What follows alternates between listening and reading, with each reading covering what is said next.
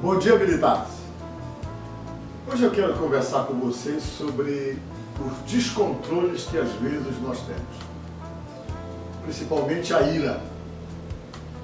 A palavra de Deus, ela realmente nos mostra que ficar com raiva todo mundo fica, ficar irado todo mundo fica. Quem nunca ficou irado, com vontade de revidar, de agredir, às vezes de devolver na mesma altura. Isso é uma reação muito humana, mas a palavra de Deus, ela admite até que você possa ficar com raiva, mas ela não quer que essa raiva que você pode ter por conta de uma situação, de uma dificuldade que você teve de repente com alguém, ela se transforme em ressentimento, porque se transformar em ressentimento vira pecado.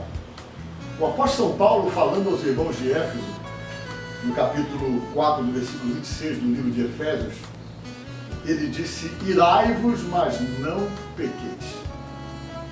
Às vezes, muitos dos nossos problemas, eles são construídos por conta exatamente da nossa agressividade. Às vezes nós ficamos descontrolados por qualquer coisa, e o pior dentro desse contexto todo é que às vezes nós somos pessoas descontroladas, mas nós não admitimos isso, o que torna a situação bem pior.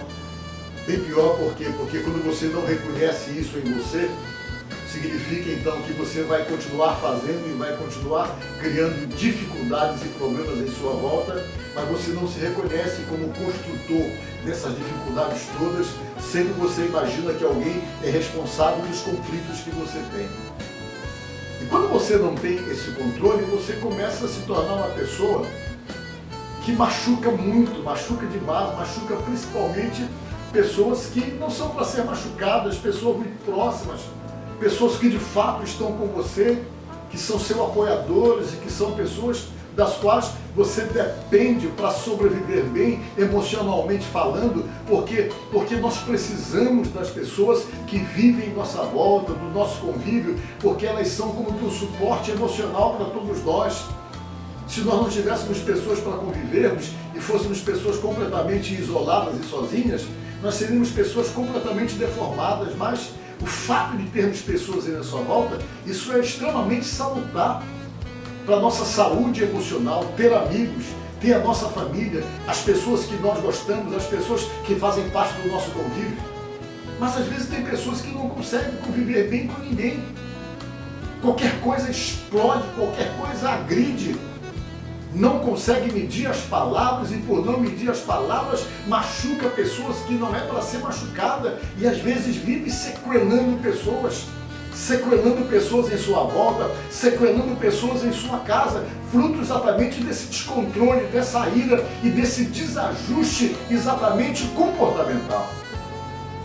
Isso gera tanto problema na vida de uma pessoa que ele conserta alguma coisa ali e ele mesmo quase que de uma forma não imperceptível, vai criando outras situações em sua volta que vão lhe gerando também as suas próprias dificuldades.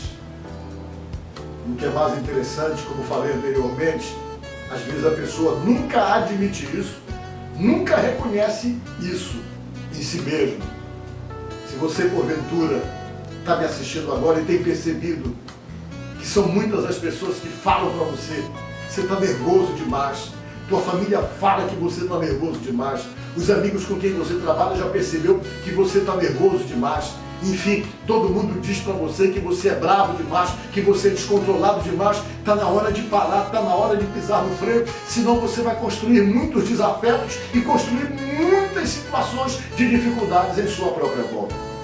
O apóstolo São Paulo, dando uma orientação e falando aos irmãos de Éfeso, ele diz uma coisa interessante: irai-vos, mas não pequeis, e não se ponha o sol sobre a vossa ira, disse ele.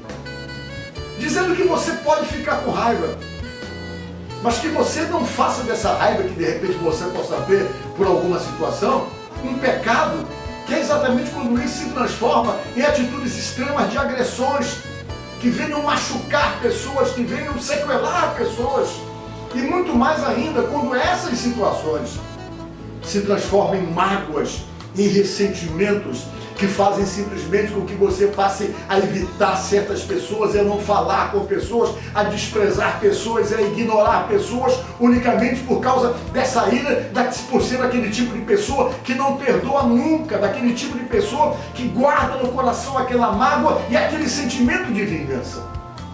Isso se torna ruim porque a palavra de Deus nos diz que essas coisas atrapalham até a nossa oração. As nossas orações, elas são impedidas por esse tipo de sentimento. A Bíblia diz que nem a nossa oferta Deus aceita se nós temos problemas com alguém. É o que diz a própria palavra de Deus.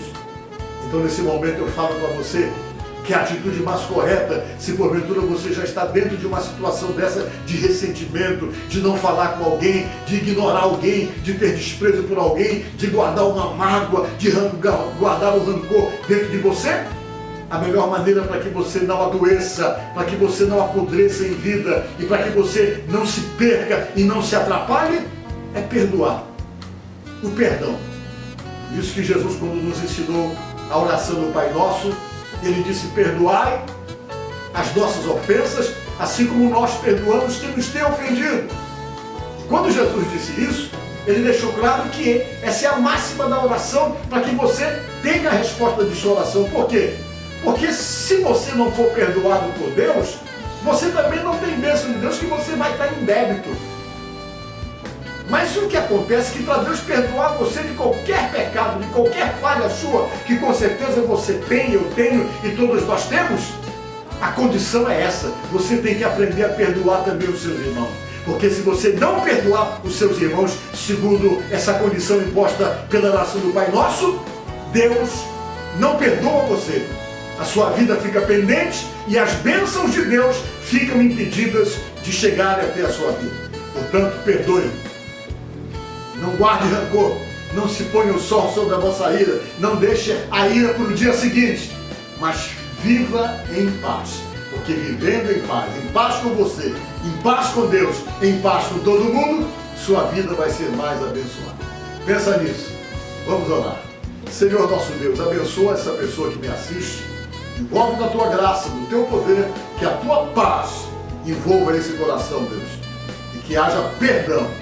E que o Senhor Deus possa dar a essa pessoa a capacidade de liberar perdão.